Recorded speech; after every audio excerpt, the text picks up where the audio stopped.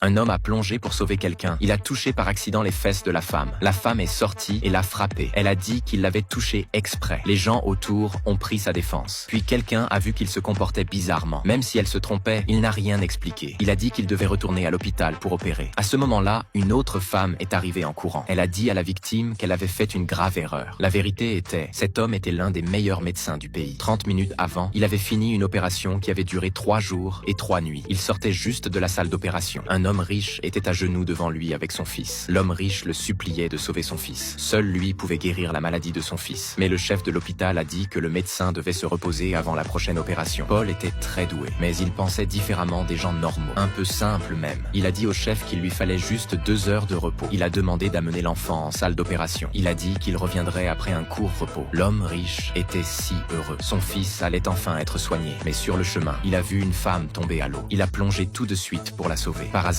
la femme sauvée était la femme de l'homme riche. Elle ne l'a pas remercié et l'a frappé. La collègue de Paul a expliqué qu'il devait faire une autre opération. Une vie attendait qu'il la sauve. Mais la femme de l'homme riche a trouvé ça drôle. Elle a dit que cet idiot ne pouvait pas opérer. Son ami a sorti son téléphone pour faire un direct. Elle a dit que Paul était un pervers qu'il avait touché exprès. Elle lui a demandé de s'agenouiller et de s'excuser devant tous. Soudain, un taxi est passé. Le médecin a couru vers le taxi. Il a dit qu'il devait retourner pour l'opération. La femme de l'homme riche a pensé qu'il voulait fuir. Elle l'a poussé. Il a failli être écrasé. Il s'est relevé. Il a dit au chauffeur de l'emmener à l'hôpital. Mais le chauffeur a pensé qu'il était fou et est parti en l'insultant. La femme voulait le frapper encore. Mais sa collègue l'a arrêté. La femme est devenue encore plus furieuse. Elle a prévenu tous. Qui aide cet idiot le paiera cher. Puis elle a appelé son mari. À ce moment-là, l'homme riche attendait nerveusement à l'hôpital. Quand il a su que sa femme avait été insultée, il est devenu très en colère. Il a envoyé tout de suite des hommes pour l'aider. Quand elle a vu les hommes de son mari, elle est devenue encore plus audacieuse. Elle leur a dit de retenir Paul. Les spectateurs n'osaient plus parler. Elle voulait que Paul s'agenouille